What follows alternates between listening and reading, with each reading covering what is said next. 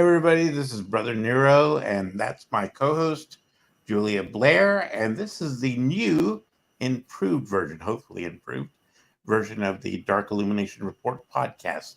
And just before we get started, this is going to be our equivalent of a paranormal podcast, our equivalent of Coast to Coast AM for Devil's Bark Ministry podcast network.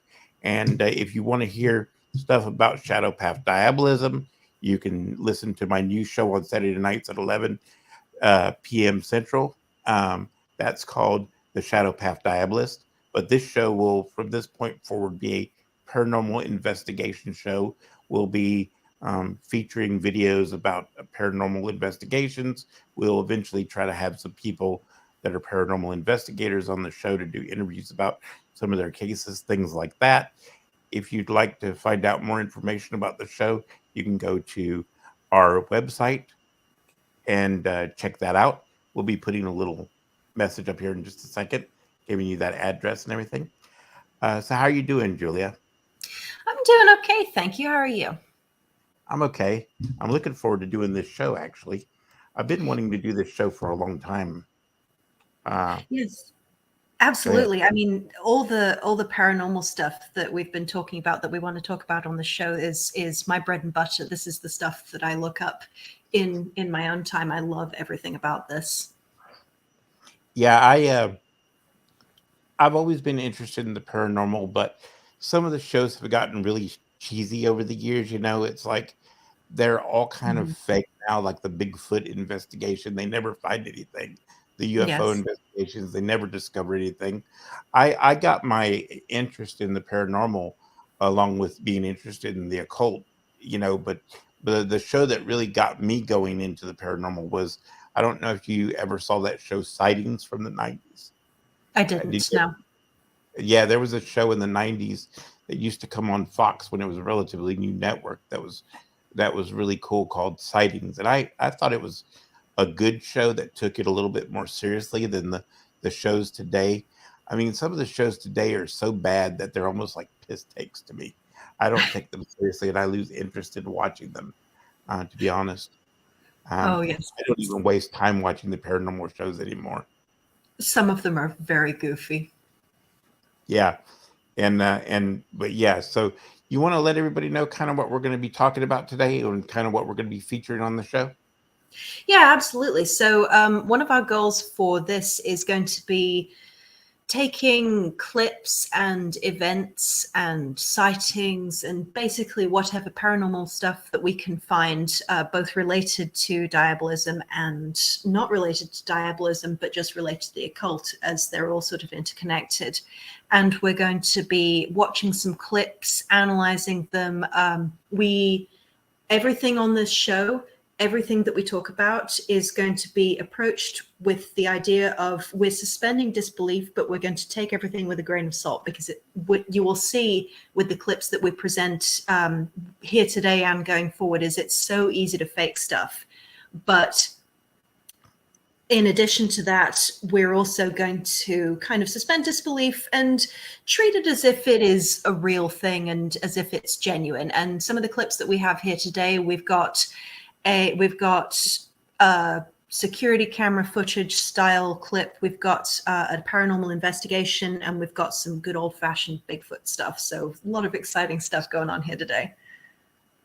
Yeah, I think it's going to be an interesting show for our first show. So let's jump right into it, shall we? Okay, so the first clip that I have found, I have unfortunately not starting off on a good foot, because I have absolutely no background and no additional information for this clip. It's just something that I found online. And you see a lot of videos on YouTube that are, real footage of real ghost caught on Ring camera. But this one was one that I looked at and I was like, this is really interesting because it's really clear, and we'll discuss that it would be interesting to discuss how this sort of thing could be faked. I will let you guys have a quick look at it before we go any further. Yeah, well, let's have a look at it before we talk about it, because I think they'll see what we're talking about. So this guy he's just working out in a gym. This is a security camera footage, and then some interesting stuff starts to go on in the background there. So he's gonna be warming up, and they point out that the straps are swinging in the background, but he doesn't really take any notice to it.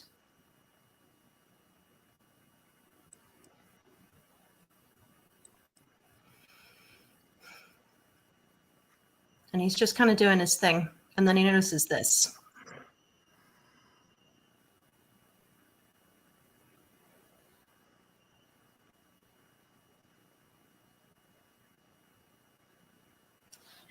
And then that happens.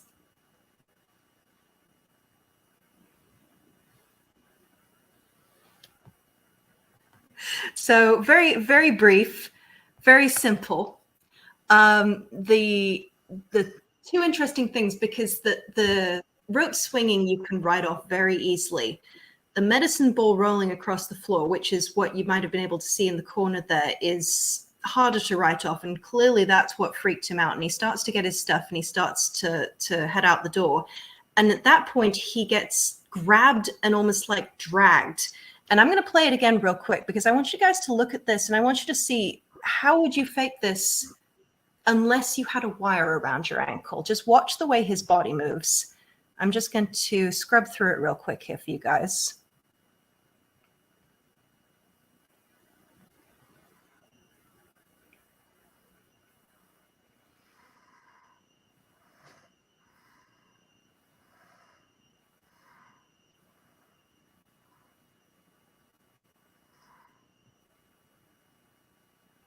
Okay.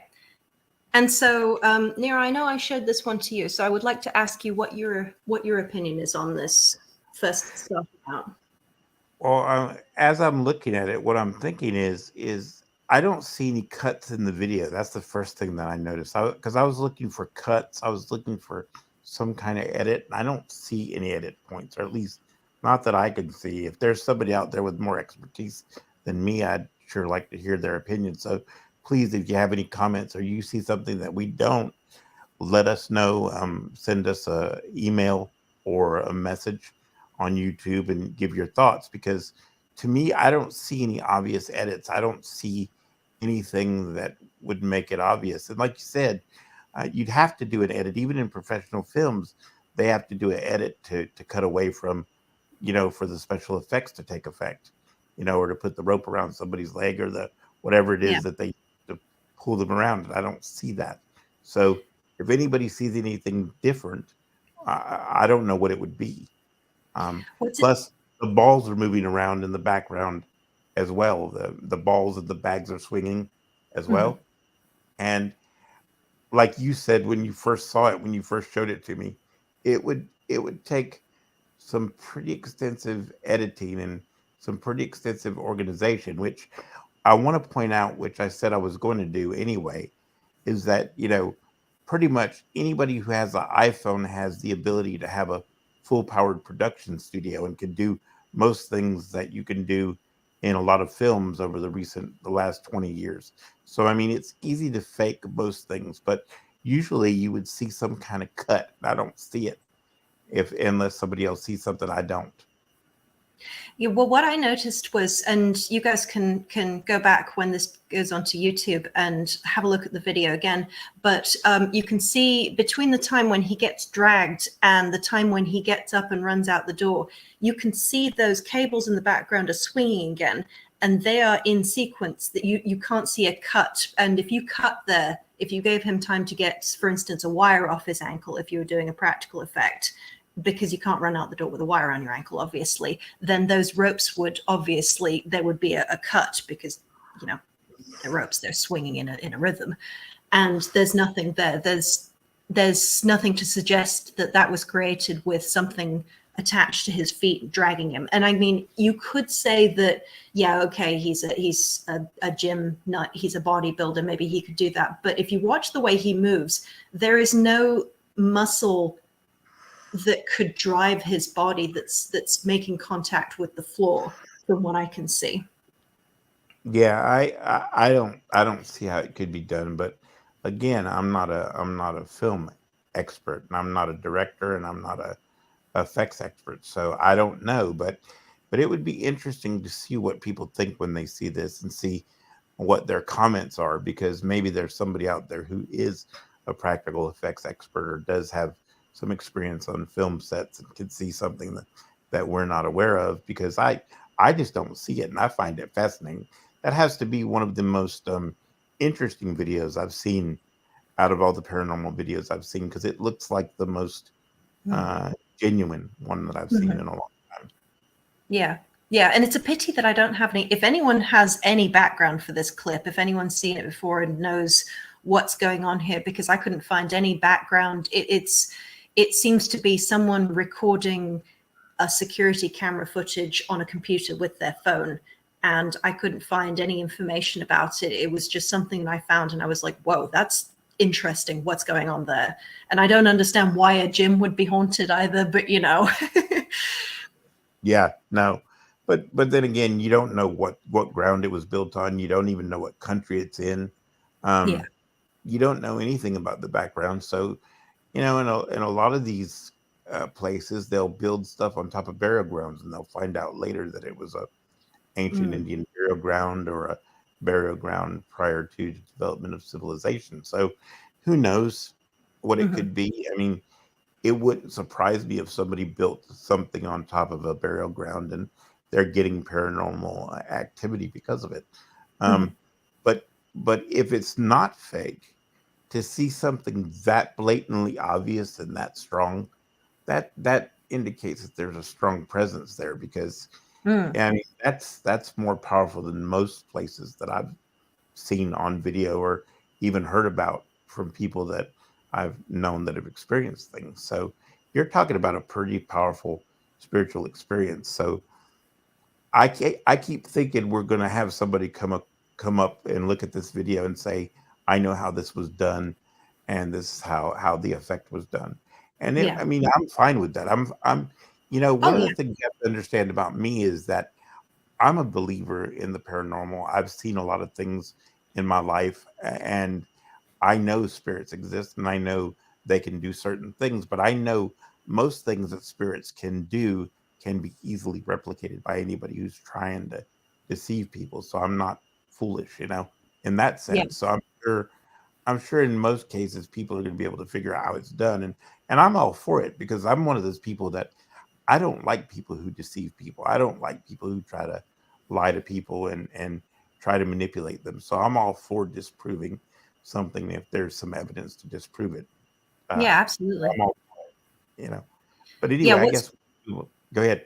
Do you no, want I to was say going to something? say what's fascinating for me about this sort of thing is the mystery. And either way, if the mystery is solved, I'm happy about it. So if you guys watching can look at this and say either this is the background or we think this is how it could have been done, please share that, because either way, I just want to know what's going on. Yeah, me too. So you want to move on to our next clip? Yes, absolutely. So that was just a little bit of an appetizer, just a little bit of a taster of what we have. This one's a bit more involved. So this one requires a bit of a background. So there is a church and a rectory. There's in Essex called the Borley Church and the Borley Rectory. They are very old buildings. The church, part of the church, I think it's the nave, is thought to date back to the 11th century and has been renovated since then. The rectory was built in 1863, and both of them are very prominently documented as being very haunted. There have been lots of investigations. It's to the point where apparently a lot of the locals don't really like to talk about it with people, just because there are so many stories about it and it's attracted so many paranormal investigators that it's actually become a problem for them. So this is a well-trafficked, well-documented thing. And to the point where, you know, there's one of the stories where apparently some paranormal investigators had a recorder which they placed in the porch of the rectory and they left it running. And a little bit after, the investigators heard a crash and they came back and they found the recorder was badly damaged and all the tape had come off the reels. So you get these, you have all these stories of happenings in the church and the rectory, all the way from that down to someone went in there and they got a chill up their leg or something like that. This clip that I have next is a recording of a radio documentary, which I will ask Nero to link the whole thing in the description. It's about 15 minutes and it goes into a lot of like interviews with investigators and a lot of detail on the people who ran it, their own investigation. I think it was aired on a late night radio show in about the 80s on a radio station called GWR, which served Bristol and a few other areas in the UK. And so this recording, a lot of the recordings were taken by the people in the church. And then a lot of the times what they did was they actually put the recorder in the church and then they left, they locked all the doors and they stayed outside to make sure there was no interference. And a lot of the clips that you'll see today come from that. And I've gone through and I've selected some of the most interesting ones, which I will now play. Okay. Machines into the church, one by the altar and the other at the opposite end of the building by the main door. And then we sealed the church and kept a watch around it for the next half an hour. It was during this period the ghost decided to make its presence known. And to our utter astonishment, we recorded the sound of it opening a door, but a door which doesn't exist.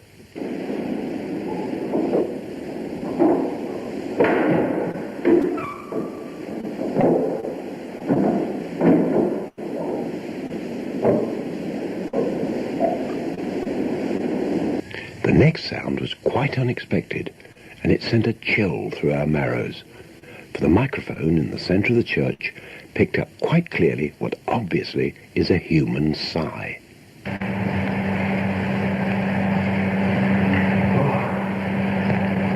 During the following session, the cassette recorder jammed completely, and somehow the tape was pulled out and strewn about all over the altar. It seemed as though this was an indication that our presence was resented. The following sound occurred 10 minutes later, and it really sent shivers down our spines. It was the sort of effect one imagines haunted houses to produce. It originated just in front of the altar rail, and yet the floor there is of stone.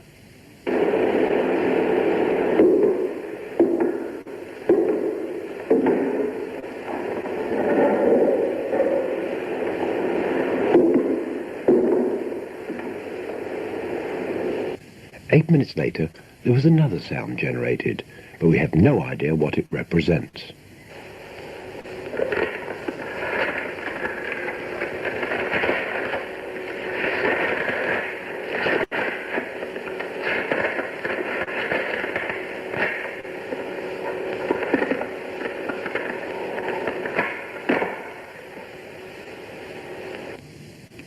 We returned to the church the following August, and during the small hours of the morning, we all observed a glow around the chancel door, as though a phosphorescent aura were being generated.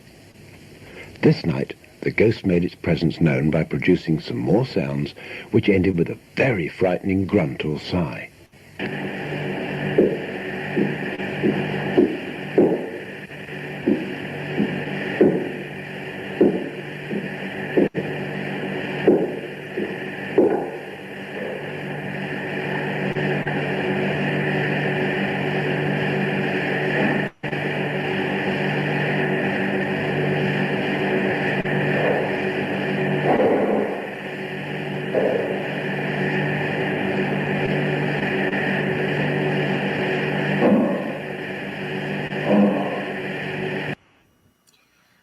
'So, a few things about that one. First of all, I want to say that because this is just an audio recording and I don't have any way to verify where it came from or who conducted it, it's very easy to fake something like that. I mean, this is what you see on the shows like Ghost Adventures. You watch it and it's like, you could so easily fake that. There is nothing to say that this wasn't just a recording of someone mucking about in a church. But the thing, if we take it at face value, there are a couple of things that I find interesting. And one of those is how distinct some of those sounds are. Like there's the piece of the it's very obvious that they're footsteps walking along the floor. You can hear the heel and the toe hit the floor separately. And then they say there's something else that they didn't know kind of what it signified. But to me, it sounds like somebody going through a drawer or shuffling papers or something. And then there's this bit at the end, which really interested me, which is one of the reasons I wanted to present it to Nero, is that you hear this sort of clatter and then you hear this series of knocks. And what fascinates me is it's a series of 3 repeated several times over, and they're all in the same rhythm. It's like 1, 2, 3, 1, 2, 3, with the same emphasis, which I think is fascinating. And I would be interested to hear your thoughts on that, Nero. Well, I think the knocking in succession and in certain rhythms is kind of, you have Morse code, and then you have military signaling and stuff like that. So it could be, if it's a ghost encounter, it could be somebody knocking to signal to the guards or to somebody in the church that somebody's coming, or a certain situation, if it's in fact genuine. But the thing that strikes me about this recording is they sound like Foley sounds to me. They sound like special effects sounds. They don't sound like natural sound effects that you would capture in the church. They sound really artificial, almost like movie sounds. So I don't know that it's genuine, but without being there, there's no way to know. And again, this is a good time for me to restate my admonition to young Satanists and other investigators or people that are interested in investigating this sort of stuff. You can replicate almost anything nowadays because the technology is so advanced that anything you would encounter that's a genuine spiritual experience can almost always be replicated by technology. So you have to be aware of that when you're investigating things. But I would say that just because something can be replicated, it doesn't mean that it's not genuine. I'm just saying that spiritual phenomenon can usually be replicated by artificial technology pretty easily nowadays. So just be aware of that. Yeah. So for those who are watching who might be a little bit reluctant to be skeptical about it, is there something specifically that makes you say it sounds like Foley sound effects? Well, it's the way the reverb sounds on it. It sounds like it's a studio recording of a Foley effect, like you'd hear on a Halloween recording, and it's typical of sounds you would hear on any kind of Halloween horror haunted house sort of sound effect recording. That's what I noticed. So I'm not saying that it is, but especially the squeaking door that they said wasn't present.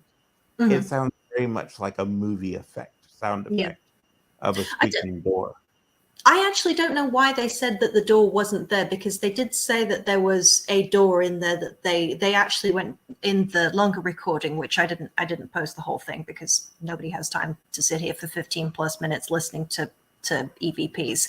But I thought it was interesting. He did say there wasn't a door, right? A door that yes, he wasn't did. there. Well, and that's what confused me about it, because he said the door wasn't there, but later in the recording they say that there was a door at the back, and then they tested the bolt and they said it didn't make quite the same noise.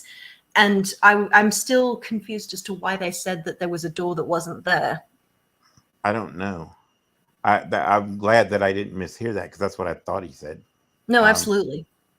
But yeah, I mean, I can't say without being there, without witnessing it myself, whether it's a sound effect. Because I'm sure the church sounds might sound a lot like Foley. In fact, I'm sure that when they make these Foley recordings, they might use an environment like an old church, like they're using here, to make those sounds. So that might be why it sounds like a Foley recording, because they could have used a church just like this to make some of those recordings. Yeah, and I mean, I live in the UK, and when I didn't, I visited the UK fairly frequently, and I've been in my fair share of like cathedrals and old churches, and I think, in my opinion, I'm definitely not an audio engineering expert by any means. That's Nero's area of expertise, but it does sound like if they were Foley sound effects, they were recorded in a church, which is why I said that this could easily be a recording of people just mucking around in the church and saying they left a recorder inside. Yeah, it's hard to say, but like I said, if you're not there, you can't really tell, and that's the unfortunate thing. You almost want to go and investigate yourself. It makes you interested, and there's nothing you Yeah. can do about it, especially with some of these older recordings. Yeah. You know? Well, I don't know if you're still allowed to investigate the Borley Church, because it wouldn't be unfeasible for someone to get down to Essex if they lived in the UK. But I know that the locals probably don't like that because, as I said, as it's said on this recording in its full form, there have been a lot of people being very silly around the church, and the locals have just decided that they're not into it.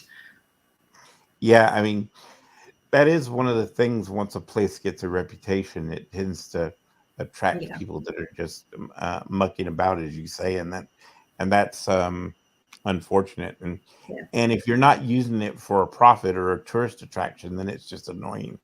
And so Yeah. that, I think that's why a lot of people, when a place gets popular for being haunted or having some supernatural activity, they just go ahead and turn it into a tourist attraction to make money, because they're like, well, they're going to be screwing around out here anyway, so we might as well make it useful to us, to our benefit, and make money off of it. I think that's the natural progression of that, because you're not going to be able to get rid of the looky-loos anyway, so you Oh, might as yes, well of make a course. profit at it. Yeah. Yeah, of course. That's what I think. So you want to move on to the next item that we have, and the last item that we have for the show this week? Sure. This one is one of my favorites. This one is one of my favorite almost unsolved mystery cases. And if you are in any way into strange occurrences and unexplained recorded phenomena, you'll probably have heard of this one.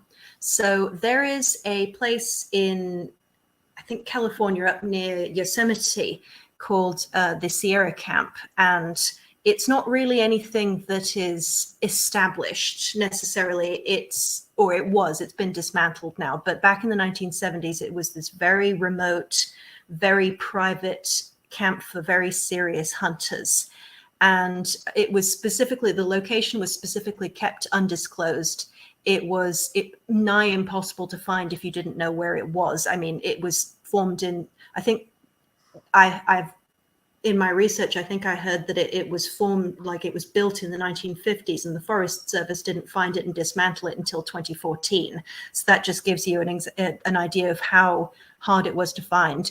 It was 8 miles journey on horseback to get there. There was a 4,000-foot elevation change on the route. The trails were constantly changing, and basically you had to know where you were going, or you had to be told by a hunter who was bringing you there. And so there were a group of men. One of those men was a guy called Ron Moorhead. And when he first went up to the camp in the early 1970s, he noted that a regular occurrence would they would hear strange sounds at night. And now these men were all serious hunters, and they were all very familiar with the sounds of the local wildlife, and the bears and wildcats and all sorts of things that would be up there. And these sounds were so strange that Ron Moorhead actually started, these guys, in addition to him, started bringing recording equipment up to the Sierra Camp. And they caught some tapes of the vocalizations of something. And it's never been confirmed what exactly that something was. You only have ideas of it. And I'll talk a little bit more about it after the first clip. This clip has 2 parts. The first part is just the recordings, and the second part is from a documentary, which if you guys like unexplained woods stuff, I recommend checking out the Missing 411 documentary. I'll be showing a clip from that right at the end of this. But the first clip is just these recordings, and I will let you hear them first, and then we'll discuss them. I just want to say something before you do that. Now, if you're familiar with this at all, you will know these clips. I mean, if you're familiar with the Bigfoot phenomenon and you have any long-term interest, you will have heard these before. If you have not heard these clips, you're in for a surprise, because when I first heard them, they were pretty shocking and haunting, in fact. Go ahead. Okay.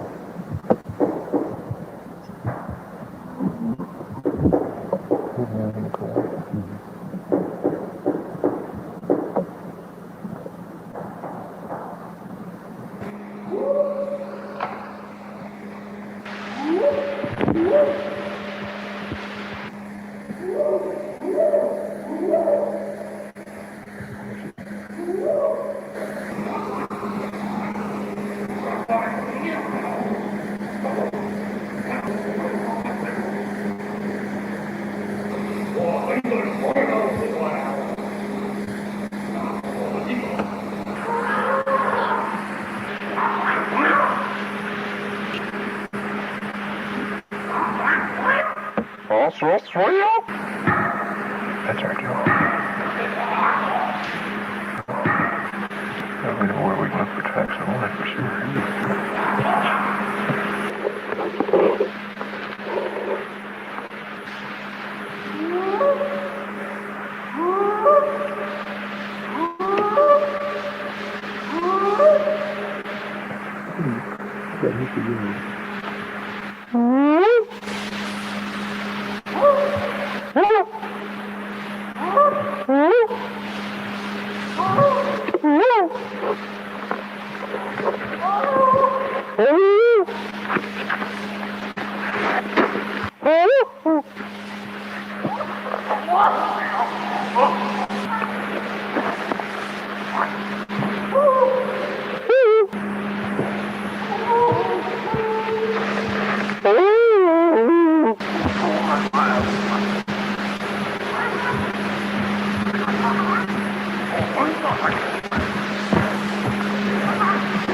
There's two of them across the creek at the big rocks.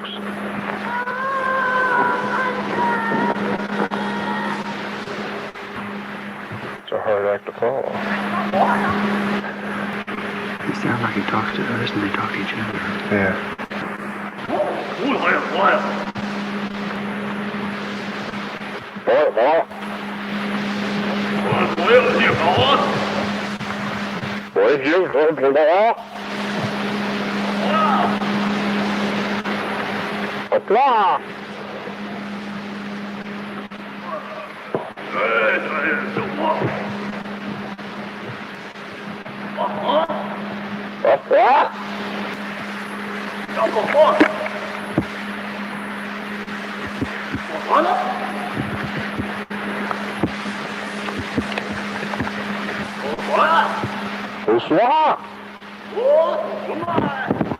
Right there, see movement right through there.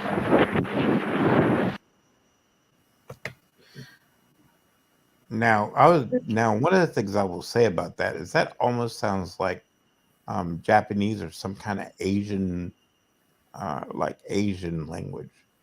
Mm-hmm. Like some of the words that they were using almost sounds Asian in some form of Asian language. Yeah, I thought that too. It's got a almost Japanese sound, but it's not. It's unsettling and it's almost recognizable as language, but it's not quite. And one thing I wanted to mention, I didn't explain this before. When you hear someone repeating the things really close to the microphone, that's because the hunters heard these sounds and they decided to mimic them back to the creatures, and you can kind of hear the back and forth that they do with whatever this is. Yeah, I've heard cleaner recordings of this. I've heard them clean it up a little bit where you can hear it more clearly. They took some of the static and the noise out of the recording so you could hear what was being said. These aren't the best versions of these recordings, but they've had them on TV shows where they're a lot cleaner. But yeah, I've never heard the language that sounds Asian almost. I've never heard that part.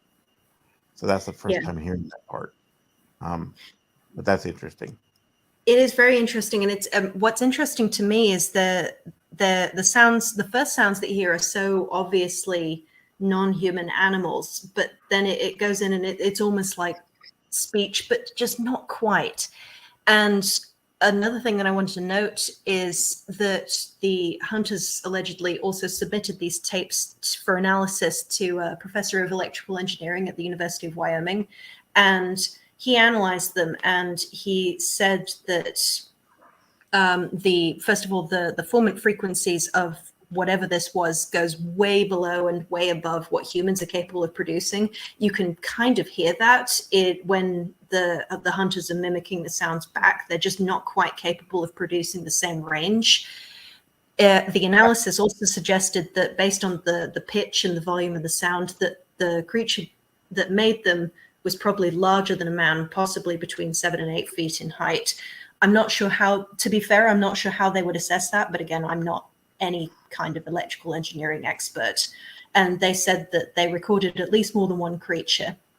And their analysis suggested, allegedly, that the tapes were not altered human vocals, they weren't speed alteration, and they weren't pre-recorded or re-recorded. So the going theory is that they're genuine, and of course there is always the chance that they're not, but it's the mystery there that is what makes it interesting to me.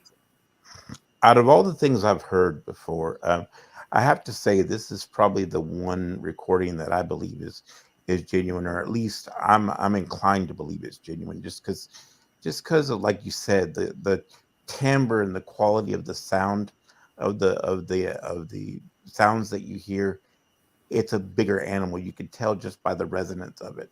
You can tell that it's larger than human. I mean, anybody who knows anything about vocal training or anything like that, you could just tell that there's a much larger resonance to it.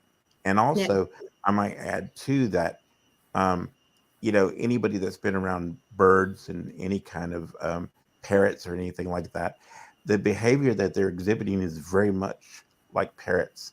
They're mimicking whatever sounds they've heard, and they're kind of vocalizing those sounds. So if they're a primitive primate that maybe doesn't have the ability to speak the way that we do, they're mimicking whatever sounds they can communicate. And when you hear the scream, "Oh no," or what sounds like "oh no," it's definitely mimicking something that's heard before, somebody in distress. Yeah. Also, what's interesting. I think that's fascinating. Go ahead. What's interesting to me about, I want to point out about the whooping sound you hear at the beginning. To me, I'm not an expert. I've done a little bit of singing and vocal training, not anything to note, but just a little bit enough to know that how the voice functions.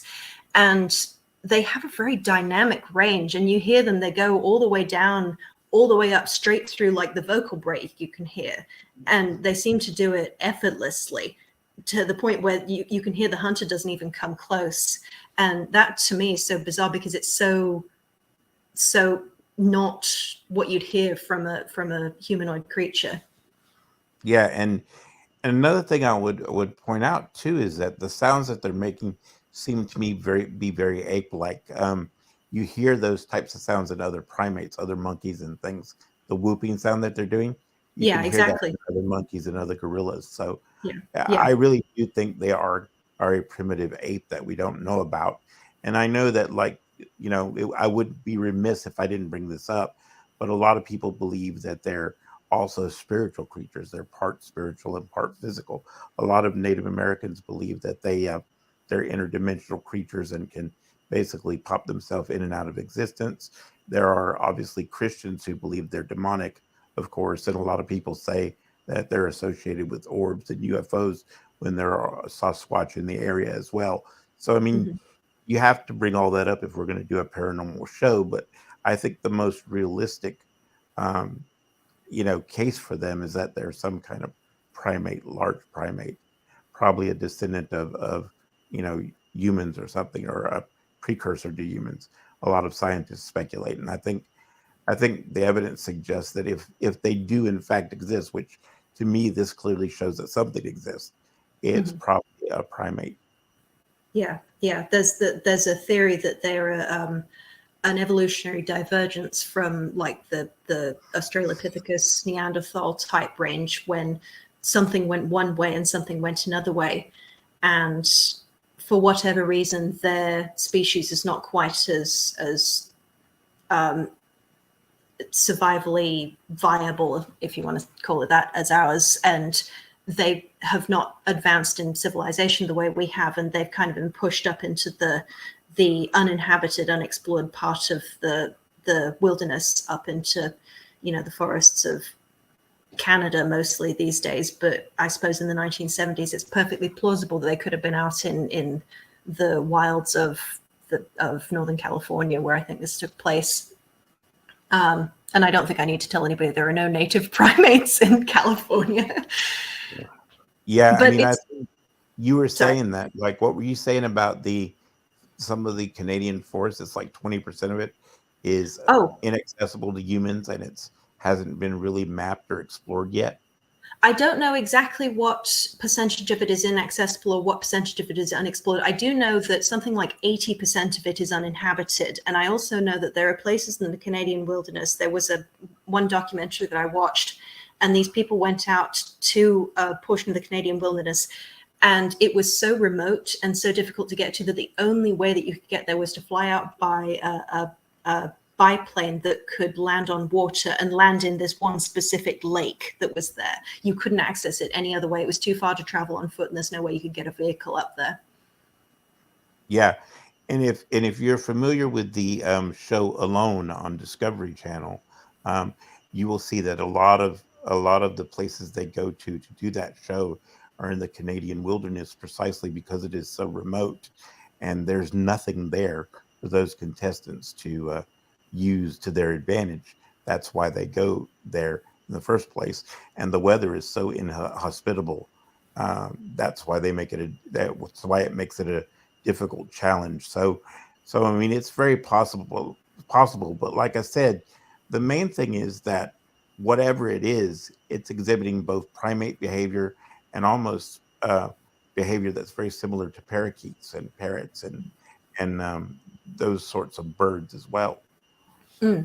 But very intelligent too. I mean, it clearly, because obviously if Sasquatch does exist, it would be very, very elusive because there's quite frankly a dearth of evidence. But whatever these were obviously, if it was real, again taking this at face value, whatever it was intelligent enough to note that they were there because it was responding to them. It was clearly intelligent enough to know that they weren't a threat necessarily because they were, on foot or on horseback in a very, very crude, very minimalistic setting. But one of the theories that I think it was Ron Moorhead proposed was that either they were curious or they were, because this happened year after year, and his theory was that they were trying to warn the hunters off of their territory. Which would make sense as well. Yeah. I mean, primates are very territorial, and the more human they are, the more logical it would seem that they would be territorial. So that makes sense to me. Yeah, but they were intelligent enough to keep from being seen, because no matter how many times these hunters heard these creatures, they never found it. They never saw them. They never got any video evidence of them. Well, it's something you brought up the other day when we were discussing this before the show. You have something that's got close to, if not human intelligence, plus the senses of animals and the sense of smell of an animal. So they're going to know you're coming long before you know they're there. So they're going to stay far away, especially if they have any history of dealing with humans and knowing how dangerous they can be. Yeah. So that makes sense to me as well.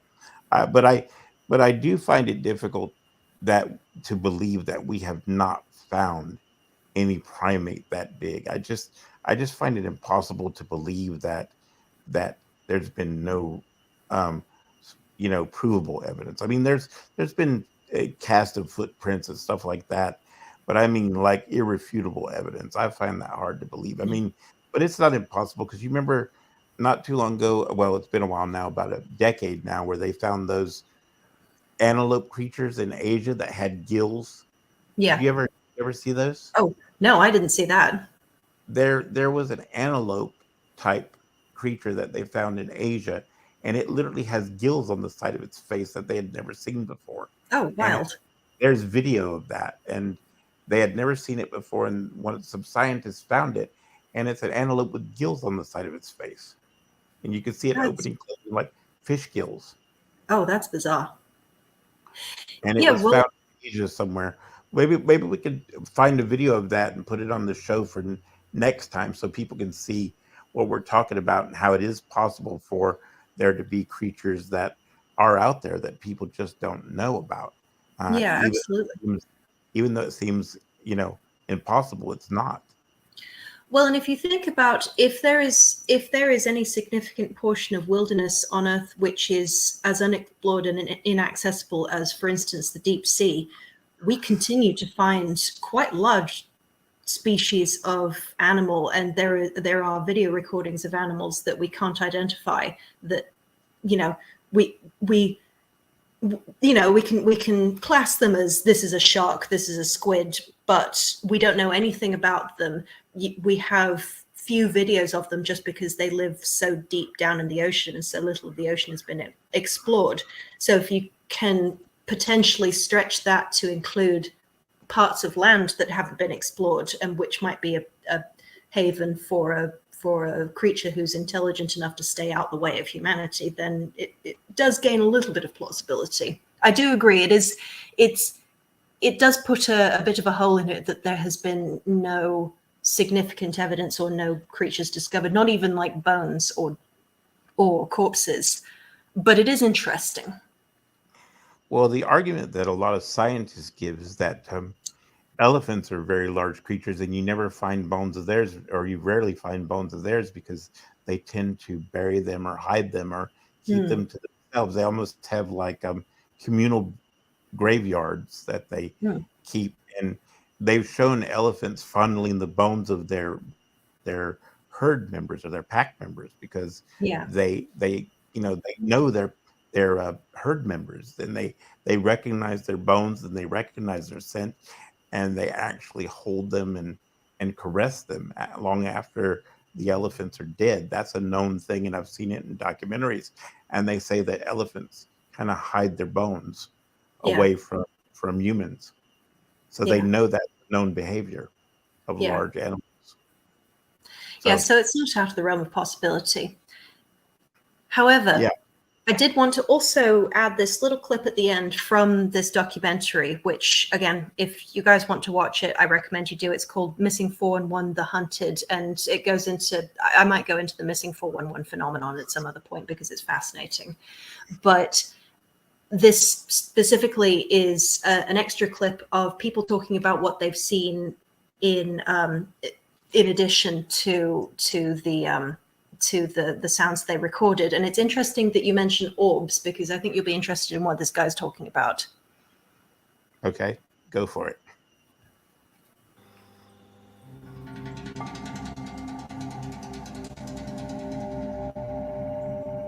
One time I heard a big, sound like a huge tuning fork above us, and you couldn't find the source of it. It was just a big sound like that.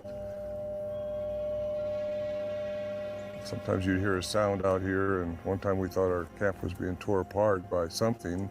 We thought the barrels were packed in and it was being torn up and tossed around, and you look out here when all the commotion and the sound stop and nothing changed. Now, how do you explain that? One time we was in there, I thought I heard a car door slam out here. Now, come on, we're 8 miles in the wilderness. There's no... So aside from the sounds, you also saw some things in the sky and the air? Yeah. Lights, orbs. Other guys that report orbs when I wasn't here.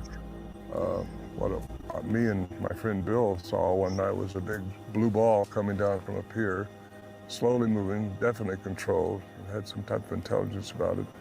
And if you were just looking up there, you would think it was the moon, but it was blue, it was moving down. We lost it behind the trees and went over there. So I don't know what to think of that. You don't know what to think about any of this stuff,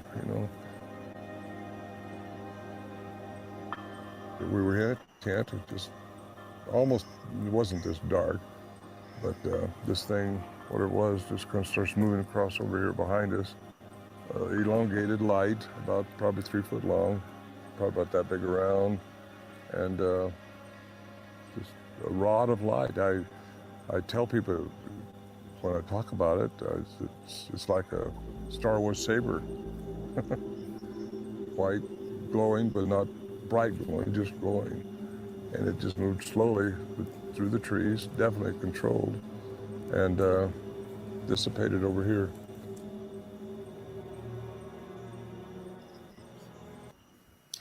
So right at the end there, I just would like to say, an interesting thing about that is it's, if you didn't notice on screen, it said it's a visual rendering of what they saw, but it looks incredibly realistic. And that's why you need to be careful, because the technology that people have today with computer graphics makes it especially difficult to fake things like that. Or not difficult to fake things, you mean? I mean, yes, sorry, incredibly easy. That's what I meant. Yeah. I think, like I said, it proves what I was saying about the orbs are associated with a lot of these, even the Sasquatch sort of phenomenon. That I mean, and UFOs and all that sort of stuff. So I think it's important to also mention that anybody that's been involved in the occult for any length of time and involved in ceremonial magic has stories that they can tell you about orbs, and orbs can be many different colors, and people have their opinions about what the different colored orbs mean, but I don't think anybody knows for certain if their beliefs are true or if their experiences are universal. But I think um, we've all had experiences with orbs, or at least I have, and the people that I know have. So um, it's a very common thing. Uh, so if you're going to be investigating stuff and you see orbs and stuff, I wouldn't be surprised by that. And in fact, I'd say it's an indication that you're probably going in the right direction if you're getting orb activity. In fact, in your investigations, because that means you've caught the attention of some spirit. It might not be a hostile spirit, or it could be, but you have to be careful with these sorts of things. But the other thing I would say is if you have a spirit that's strong enough to cause physical manifestation or to move physical objects, you're talking about a spirit that's pretty powerful, because not just any spirit can do that, because it takes a lot of power to manifest the movement of an object. You know what I mean? So Yeah. if you have a spirit that's strong enough to move objects, and then you're probably in a situation where you need to be careful. Yeah. Just thought I'd throw that out there. Yeah, absolutely. So anyway, I think that's about it for today, for the show. Do you have anything else you want to add before we end the show for today? No, I think that about wraps it up. If you guys would like to see more of this, please leave us a comment. Let us know what you think about these. Leave us some recommendations about things that you've heard of or seen that you think would be interesting to discuss. And do all those fun algorithm things for us, like, comment, and subscribe to our channel. You can follow us on Substack. You can follow our social media if you want to keep up with what we're doing. And we hope to see you around on future podcasts. We're very excited about continuing this, and we're going to have a whole podcast network hopefully going in the future. Yeah, everything that we do will be video and audio. So there will be audio podcast of everything we do here, and there will be video of everything, every show that we do. And as far as this show goes, we don't have a regular schedule, but it's going to be every other week. It might change as far as the day of the week is concerned, but we will be doing another episode about 2 weeks from now. So we don't know exactly what the date will be, but we're definitely going to be doing another episode. So if you like what you saw here and you want us to continue creating this content for you, please let us know. Send us a message, leave us a comment. We appreciate any engagement we can get. Thanks. Absolutely. Okay, that wraps it up. I guess we'll see you next time, everybody. I think that wraps it up. Yep. We will see you next time. Have a great night, everyone. Okay, bye-bye.